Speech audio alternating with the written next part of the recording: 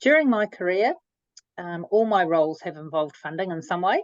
I started with lending at Kaianga Ora and then two national commercial property finance roles.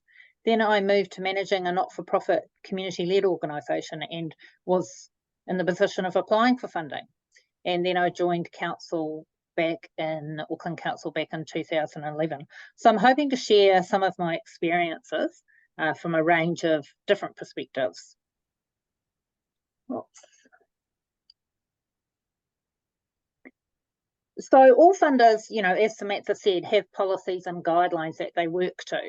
So as an example, I've used the Auckland policy that guides the allocation of local and regional grants to those involved in the deliveries of projects, activities, services that benefit Aucklanders. And actually, I was involved back in 2014 in contributing to the writing of the policy. The 6 focus areas that are currently arts and culture, community, environment, events, historic heritage, sports and recreation, and they will be being reviewed at some stage. So different funders, again, as Samantha said, will have different funding focus areas and different principles. These are ours at Auckland Council, although we do work really closely with other funders to align distribution of funding where possible to maximise the investment in communities. Many funders now are allowing more time to build relationships early on in the funding journey and support applicants by reviewing draft applications.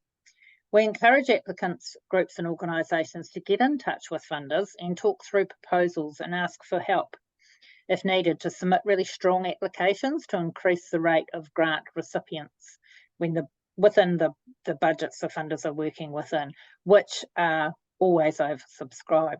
We often hear that applicants are concerned that if they contact a funder, it may have a negative outcome on the decision, and we're all working really hard to try and bust that myth. The advisors and the assessors are not the decision makers.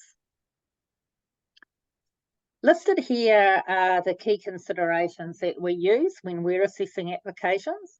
And another one that I would add to this list is that we look at who else is or may be contributing and what effect it could have if the full amount of funding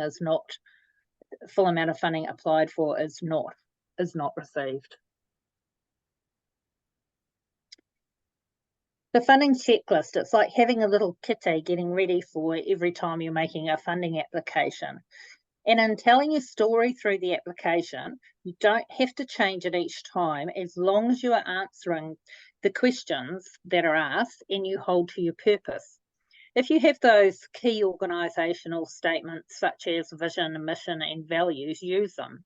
Your vision is your future, your mission shows the way, and your values are your compass.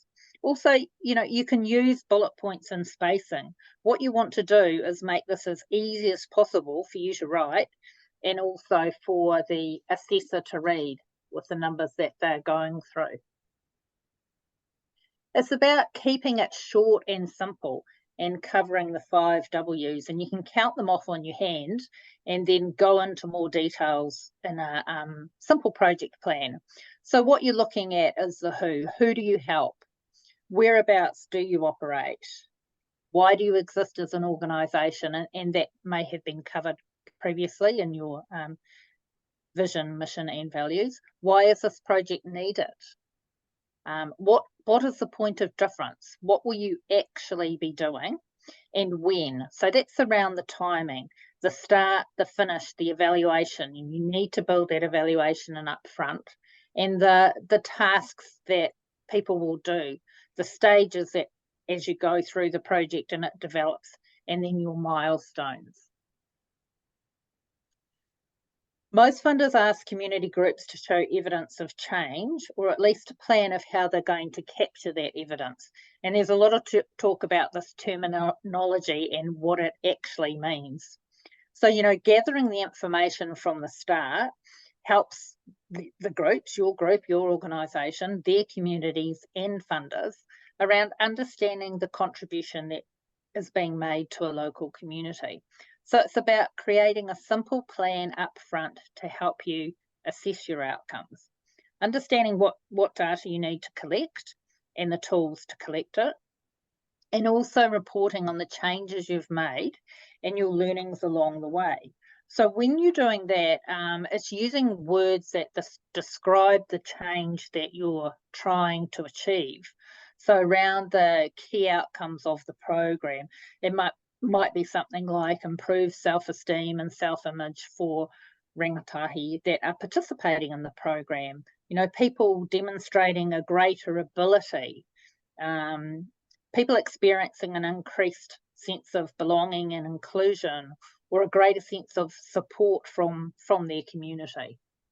But those change words really help you when you're trying to describe that. Oops. It's also okay to show that you're waiting on the outcomes of another application. And when you're submitting a budget, it's good to find a simple template that you can use. And what we find is a lot of groups don't include volunteer contributions as income, and you can include and should include volunteer contributions as income, and any support you get in kind. So any donations of any goods or anyone providing a service at no cost that progresses your project. Ensuring that your income and expense columns add up seems a really, really simple thing, but it's a really high number of applications that come in with that wrong. And then it's hard to work through what you're trying to account for and what your expenses are and how it fits in together. And that can really delay the applications with having to go backwards and forwards to try and get an understanding around that budget. And as I said, it's okay to put down that you've got other funding applications that you're waiting on outcomes for, because with most of your funders, you're not going to get the full amount.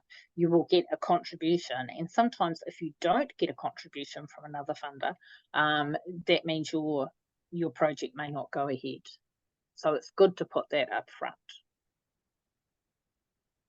And then many people ask, where else can you source funding from?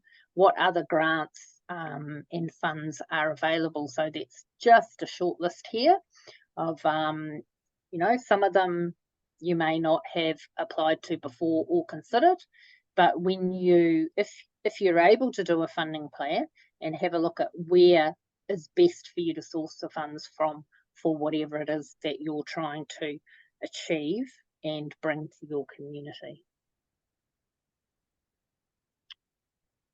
So that was a quick tips on writing funding applications and what we're looking at as assessors, and trying to make it a smooth and easy process for you as you go through this.